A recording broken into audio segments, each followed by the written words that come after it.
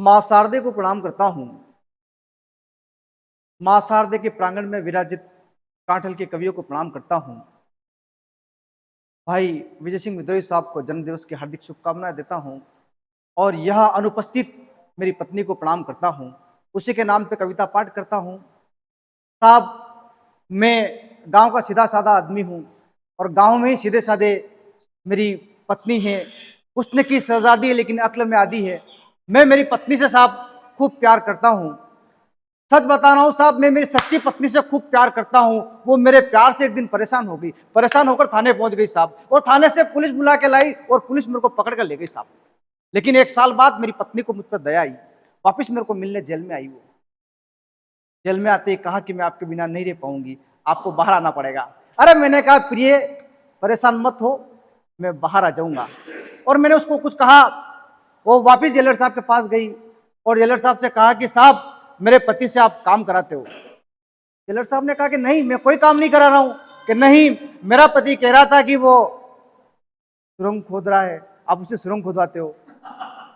उसके बाद साहब मुझे जेल के अंदर ही वापस सजा हो गई और सजा साहब फांसी की हो गई।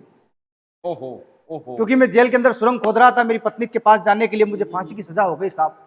जेलर साहब ने अदालत में मुझसे कहा कि आप अंतिम बार किससे मिलना चाहते हो। मैंने कहा कि मैं मेरी पत्नी से मिलना चाहता हूं।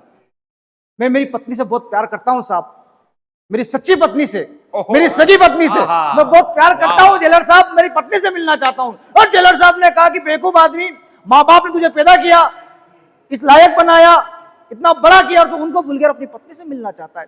अरे मैंने कहा जज साहब आप मुझे फांसी दोगे, फांसी होते ही अगले जन्म मिलेगा मुझे और जन्म मिलते ही मुझे माँ बाप मिल जाएंगे।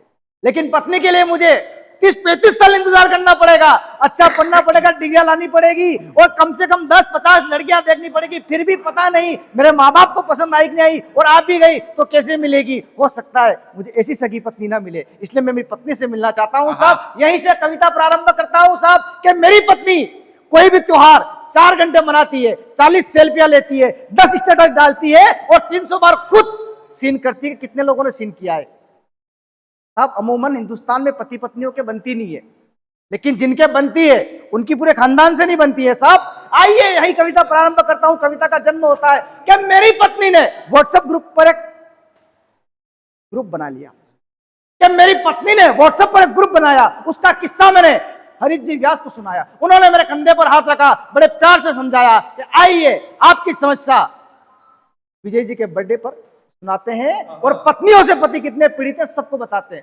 आइए साहब वापिस मैं अपनी औकात पर आता हूं। मेरी पत्नी ने व्हाट्सएप पर एक ग्रुप बनाया, इसका किस्सा आपको सुनाता हूं। यह व्हाट्सएप ग्रुप का साहब अजीब से कीड़ा है, मेरे अकेले की नहीं, राष्ट्रीय पीड़ा है। यहीं से अपनी बात वापिस प्रारंभ करता हूं साहब। जब मेरी पत्नी को पता नहीं क्या जचा कि उसने ग्रुप का नाम पियर रखा। उसने पियर वाले को किसी को नहीं छोड़ा, चाचा भतीजा नाना फूफा यहां तक कि आसपास वालों को भी नहीं छोड़ा, एक एक करके सबको ग्रुप में जोड़ा है। पता नहीं क्या उसको जचा, इस मासूम पति को ही नहीं जोड़ा है। शाम से सुबह, दिन से रात वो ग्रुप में छाने लगी। आते हुई तो ये बात मुझे अखड़ने लगी।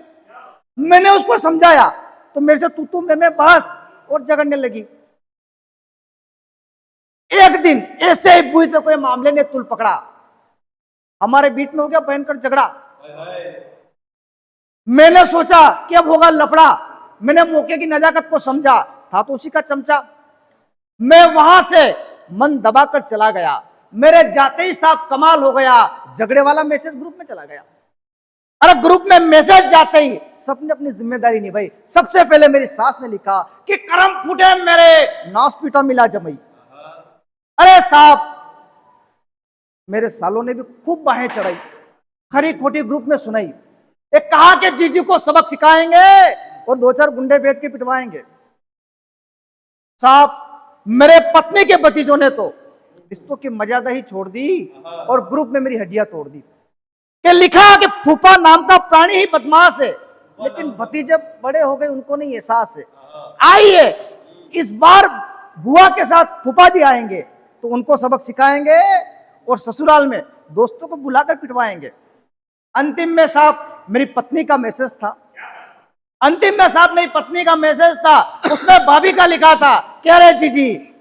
अंतिम में साहब मेरी पत्नी का भाभी का मैसेज था, मैसेज क्या राष्ट्र के नाम संदेश था कि अरे जीजी छोटी छोटी बातों को मत बढ़ाओ, प्यार मोहब्बत से रिश्ते को निभाओ। अरे जितने भी साले हैं, जितने भी जीजा है, आज से ही समझ जाओ और अपनी इज्जत दो गोड़ी की नहीं करनी तो तुरंत ग्रुप से निकल जाओ।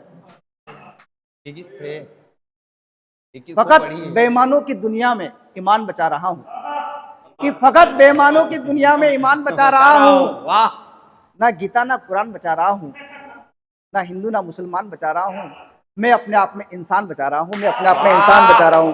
वाह वाह वाह वाह वाह।